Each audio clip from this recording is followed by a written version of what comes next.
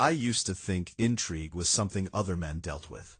Guys in expensive suits, men with double lives and locked phones. I thought my life was simpler than that. My name is Jack, and I was wrong. At the time, I was with Emily. She had this effortless confidence, the kind that made people lean in when she spoke. We met at a friend's housewarming party, and bonded over bad beer and shared sarcasm. What started casually turned serious before either of us bothered to define it. Then there was Ryan, my best friend since college. We'd survived finals, breakups, and one regrettable road trip together. He had a habit of saying uncomfortable things with a straight face. Early on, he told me Emily felt hard to read. She's like a locked room, he said. Maybe you're just bad at doors, I replied. I didn't take him seriously. That would come later. Emily started getting late-night texts she wouldn't answer around me. She'd step into another room, voice low, expression unreadable. When I asked, she brushed it off. Work, deadlines, nothing interesting. I believed her, or maybe I believed the version of her I wanted to keep. Ryan noticed the shift before I admitted it existed. "You sure everything's good?" he asked one night.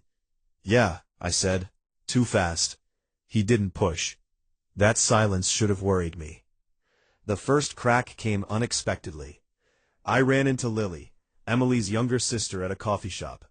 We made awkward small talk until she casually asked if I was excited about Emily's big move. I laughed, assuming it was a joke. It wasn't.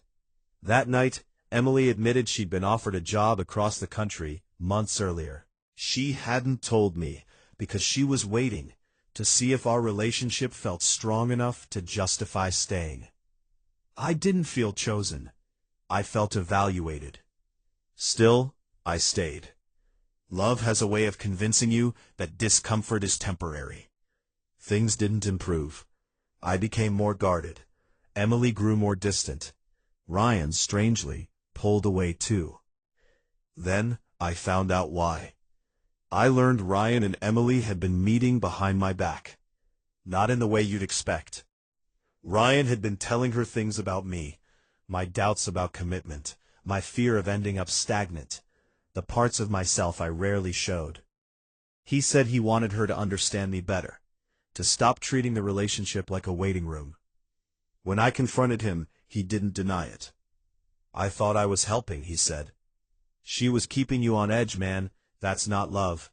Betrayed by the one person who was supposed to be on my side. I walked away from both of them.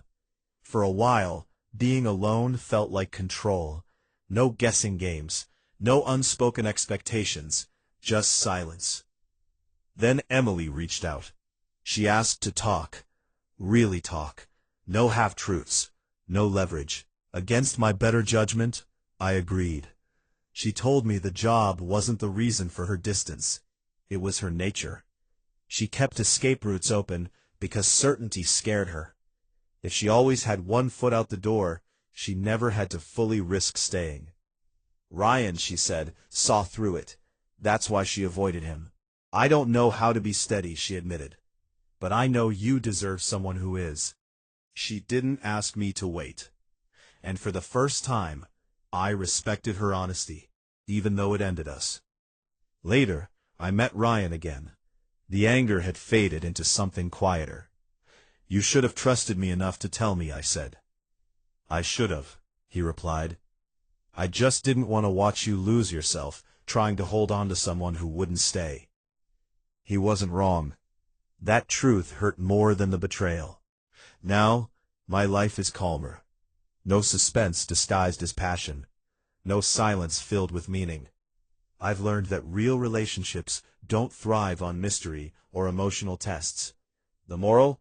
Intrigue can feel exciting, but it's clarity that builds something lasting. Love doesn't ask you to prove your worth by enduring uncertainty, and anyone who withholds honesty is already halfway gone. Sometimes the strongest move isn't fighting harder.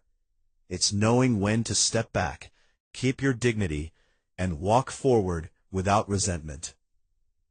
That's not losing. That's learning.